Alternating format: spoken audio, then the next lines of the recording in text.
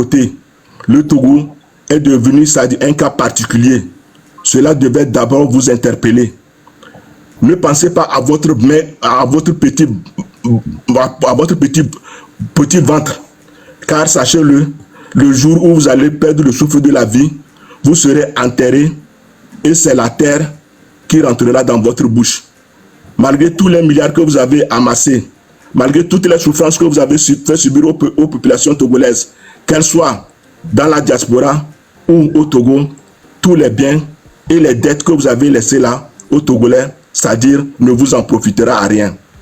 Allez-y dire à vos responsables de vider très vite le plancher, car la rage et la colère des Togolais va se faire bien et bel et bien sentir à partir du 26, 27, 28. Et j'appelle également par cette occasion les militaires, les gendarmes, dont la fois passée on nous a fait voir une partie de la barbarie dont ils ont été victimes. Surtout, ce qui m'a beaucoup affligé, le cas des femmes, les mères, nos sœurs, nos tantes.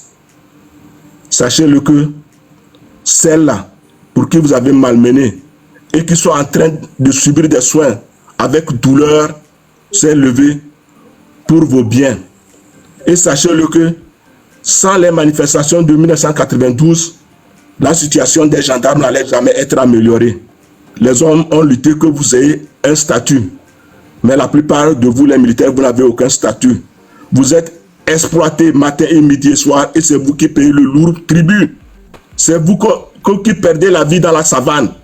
Allez-vous accepter que cette minorité s'accapare, c'est-à-dire des munitions, de tous les moyens de défense du pays et que on vous envoie au front les mains nues et vous faire assassiner? Le Togo, on a besoin d'un Togo plus meilleur que cela. Réfléchissez chaque fois avant d'intervenir sur les panels, M. Akle Sonia Singbe.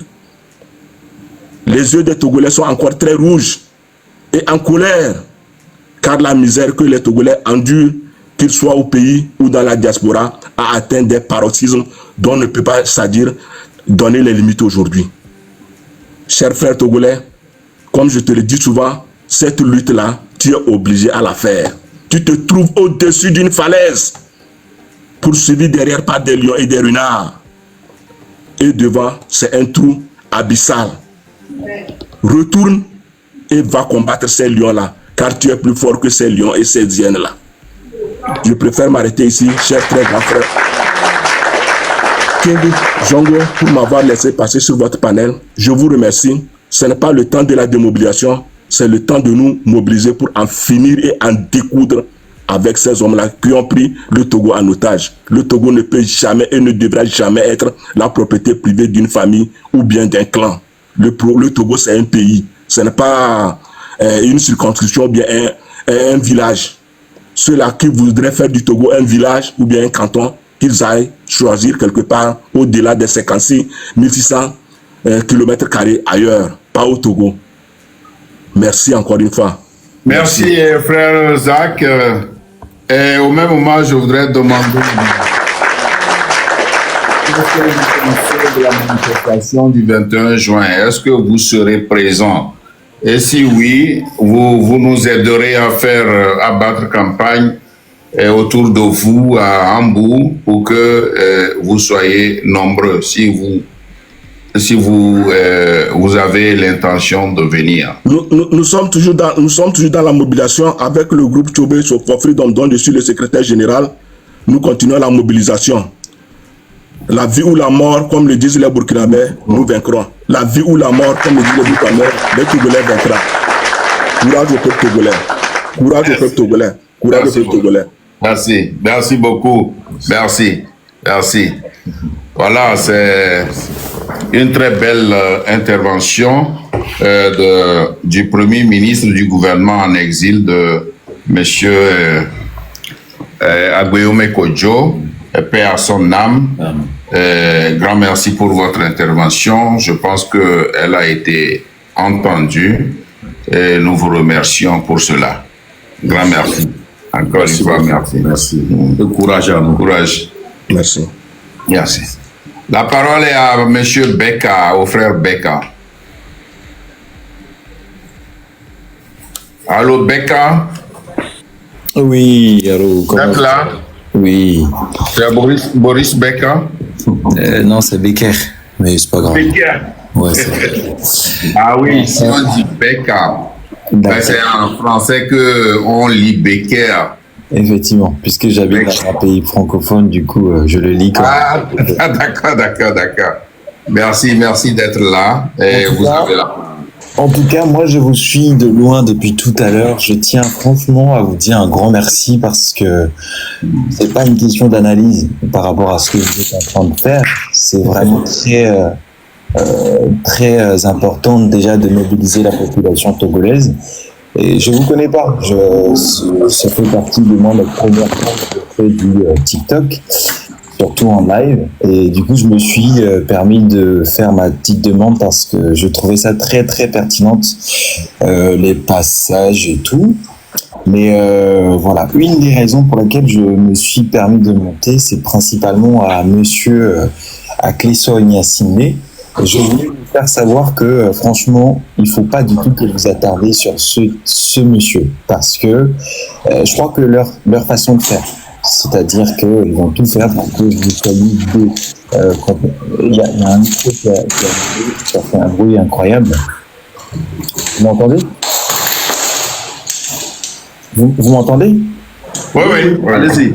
Ok, c'est parce qu'il y a un micro qui est allumé, ça fait un bruit de fond. Ah oui, ben. Monsieur Zach a son micro encore allumé. Ah, ok. Ah, c'est bon. Et donc, du coup, je voulais vous dire de ne pas du tout s'attarder sur lui, son passage.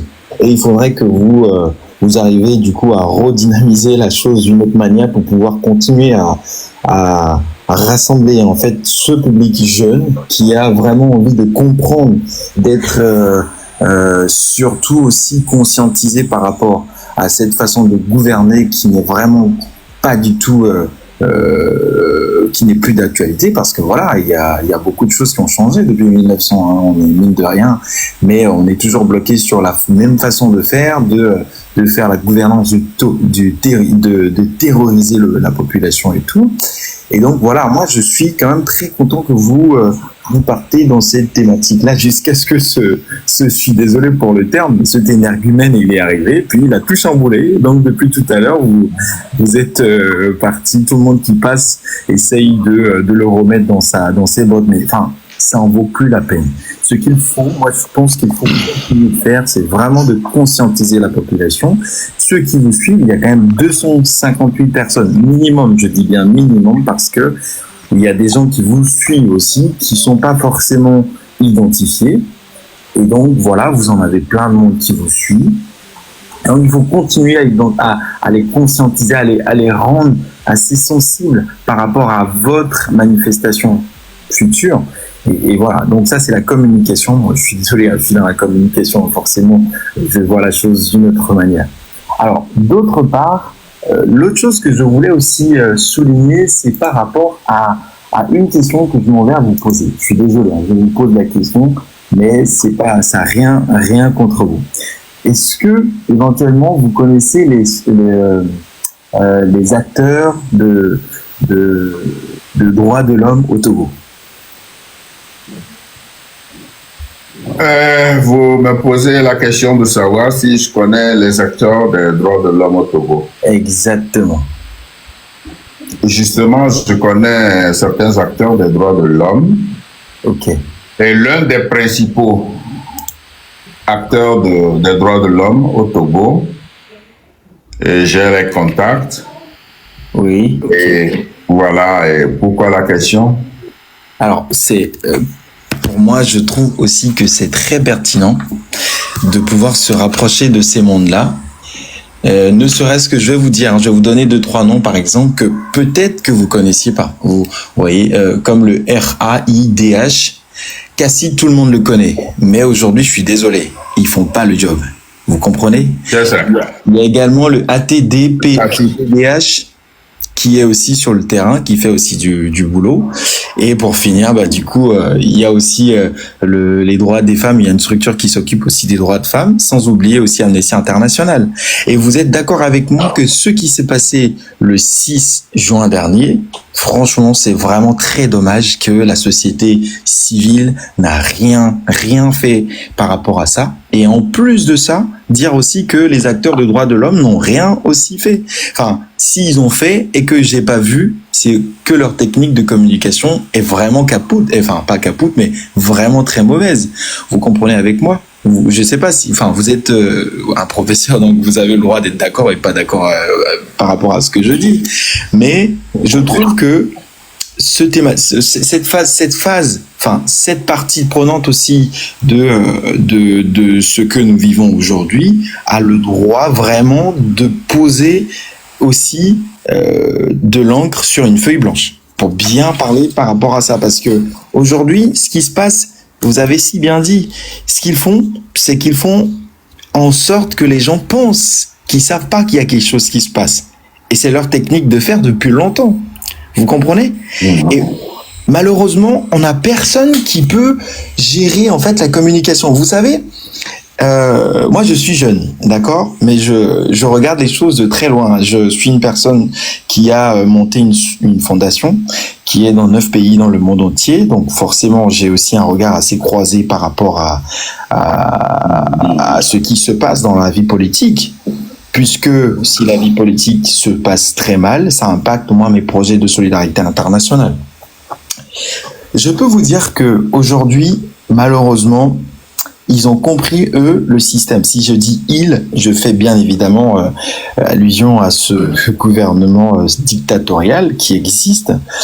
Ils ont compris le système et ils ont essayé de le manipuler en sorte que même si vous voyez la chose plus proche, vous verrez qu'il n'y a même pas de structure qui peut vraiment faire une bonne communication éthique.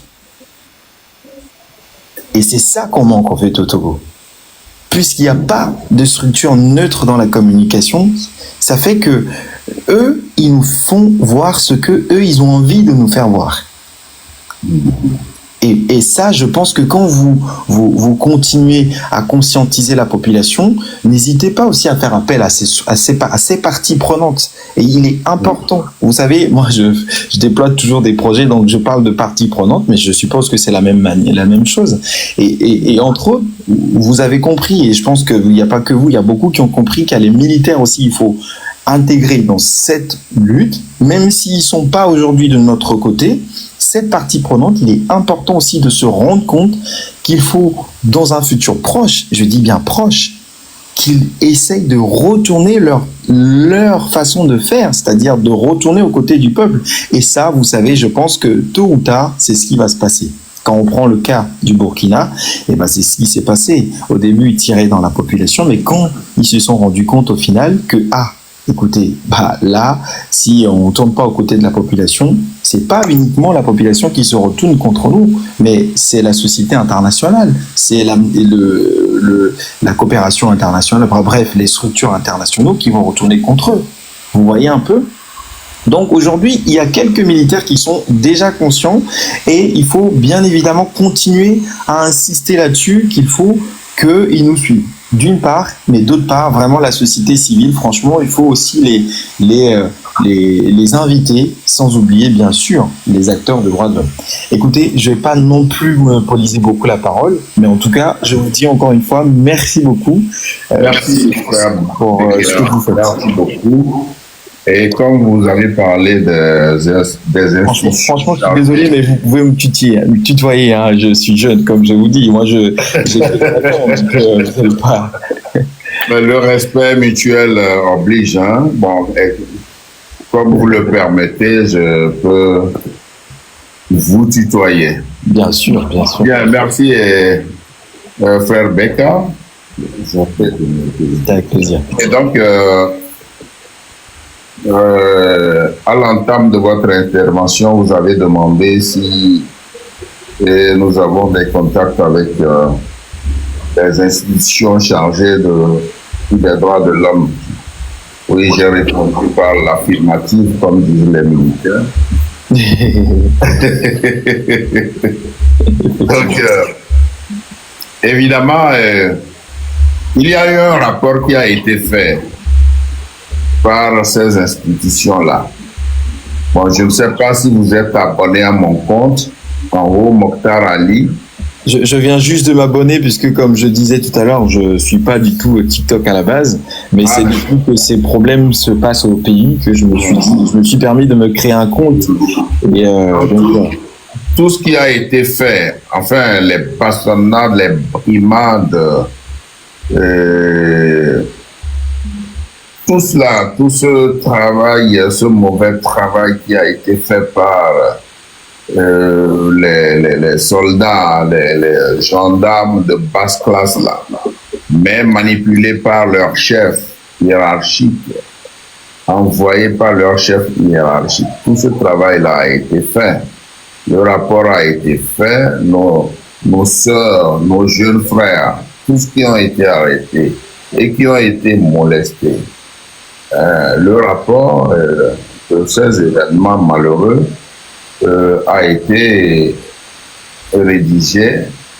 Et donc, si vous êtes abonné à moi, donc, je crois que je vous enverrai une copie. Eh bien, volontiers. Volontiers. Alors, par contre, je me permets encore, hein, puisque on est en train de discuter de ça. Parlons de ce rapport, d'accord? Sachant aujourd'hui que la jeunesse aujourd'hui n'a plus, malheureusement, hein, je dis bien malheureusement parce que je sais bien, moi, mon père, c'est aussi un professeur d'université au Togo à l'époque, et je sais très bien que mon père il m'obligeait à lire. Puisque voilà, c'était votre époque, donc il a réussi à m'infliger quelques... Vous connaissez mon époque? Bah, vous avez presque la même âge que mon père, donc forcément c'est votre époque. Vous connaissez mon âge? Bah, non, je connais pas, mais vu votre... Peut-être que l'âge de votre père est plus élevé que le mien. On sait jamais. Mais... le contraire. C'est ça. Mais en parenthèse, du coup, je pense que cette société civile où les acteurs de droits de l'homme, il faut qu'ils changent aussi leur façon de communiquer. Et ça, c'est à vous. Je disais, vous pouvez en fait faire ça parce que vous connaissiez. Justement, c'est pour ça que j'ai commencé la question en voulant savoir si vous connaissez. Voyez-vous, si on prend le cas, par exemple, de Cassis ou d'une autre structure, ils le font de façon éthique, ils font un rapport qu'ils déposent quelque part. Mais pour trouver ce rapport, il faut aller le chercher. Est-ce qu'ils essayent de mettre le rapport à disposition des jeunes pour conscientiser les jeunes? Oui, bien sûr, peut-être que vous êtes allé, ou bien vous ne vous trouvez pas en bon endroit. Sinon, ce rapport a été publié un peu partout. Non, je dis pas qu'une question uniquement de faire que du rapport. Mais là, je fais allusion à faire des petits cours vidéo, des vidéométrages. Moi, je suis abonné, en fait, à toutes ces structures. Ah, je vous entends plus. Je vous entendais plus. Allez, c'est bon. Allô? Je vous entends plus. Je vous entends plus du tout. J'entends que la voix d'une fille derrière, mais je vous entends pas. Ouais, je vois que vous dites allô, mais je vous entends pas. Si quelqu'un d'autre entend sa voix, n'hésitez pas, hein, parce que j'entends plus du tout. Ouais. Maintenant, on entend. Là, c'est bon. Parfait. Parfait. Donc, je disais que il y a d'autres formes de communication qui permettent de rendre de partager de plus en plus les informations pour qu'on le rend plus accessible. Si on prend le cas par exemple, hein, ok, si on prend, vous êtes en Europe, je suppose vous connaissiez, je ne sais pas, France 24 ou d'autres structures qui font de la communication. Vous voyez, avant par exemple, ils étaient que sur une plateforme donnée, mais aujourd'hui, ils sont un peu partout, juste parce qu'ils ont envie d'amener l'information au plus proche de la population. Et ils font aussi l'analyse, ils cherchent à savoir si la population les suit.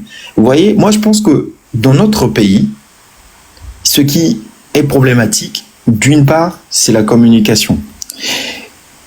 Et vous savez, moi, il y a un truc que vous aviez dit et que j'ai beaucoup apprécié que vous l'aviez dit, c'est le cas de Monsieur Tikpi Achadam. À l'époque, j'étais encore à Lomé et je me rappelle quand il avait sillonné le Togo pour conscientiser la population. Et cette façon de travailler, de faire en sorte que la population sache ce qui se passe, c'était génial.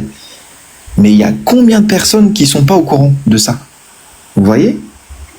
Voilà. Parce que ça n'a pas été communiqué, il n'y a rien qui a été fait dessus. Et c'est ça on est en manque. Je pense qu'il faut faire aussi des appels aux jeunes qui sont doués dans la communication, qui ont une façon de partager des informations pour toucher vraiment le plus grand nombre. Aujourd'hui, nous, on n'est plus au pays, malheureusement. Mais on n'a que ce TikTok pour pouvoir partager ces connaissances entre nous. Il y a des gens qui sont sur place et qui ont d'autres connaissances, mais qui ne peuvent pas mettre en valeur parce que, voilà, ils sont, je vais pas dire qu'ils sont arrêtés dans leur savoir-faire, mais c'est parce qu'ils n'ont pas cette grande chance-là de discuter avec des personnes qui sont comme vous, qui connaissent déjà le passé et qui vivent le présent, et ils ont déjà une connaissance de ce qui peut se passer dans le futur si on ne fait rien. Voyez-vous, vous avez déjà vécu les choses en 92, vous avez vécu des choses en 2005. Moi, j'ai vécu à partir de 92 et jusqu'en 2005. Donc, moi, j'ai pas beaucoup de recul par rapport à vous. Vous connaissez plus. Et si vous arrivez aussi à toucher ces jeunes, à les rassembler à cette couche sociale, à leur dire, écoutez, qu'est-ce que vous savez faire? Vous, la communication, d'accord. Vous, qu'est-ce que vous pouvez apporter à notre lutte? Qu'est-ce que vous pouvez... Je pense que ça peut aussi permettre de toucher plus grand nombre d'un côté, et puis d'autre côté, du coup, plus on touche du nombre, plus on rend le truc assez très sensible jusqu'à ce que, sur le plan international, les structures comme France 24 ou comme, je ne sais pas, d'autres structures qui savent que ça existe, mais ils n'en parlent pas, ils seront obligés d'en parler. Et plus on en parle, plus, du coup, ça va réveiller des consciences et finalement, vous allez voir que le soulèvement populaire, je ne pense pas qu'on va encore donner une date. Hein. Et là, vous allez vous dire, la date qui va choisir en fait les gens. Et c'est ça. Merci Bekia. Merci pour ta contribution. J'ai pris bonne note de toutes les suggestions que vous avez faites. Et un grand merci. Et ça va, cette discussion vont dans l'intérêt de notre peuple. Et donc, nous avons intérêt à nous y mettre, à nous battre pour cette population martyrisée, piétinée par le régime de fait de Lomé. Merci beaucoup. Je prendrai encore mieux la tâche avec les organisations de défense des droits humains. Bon, je ne suis d'ailleurs pas seul.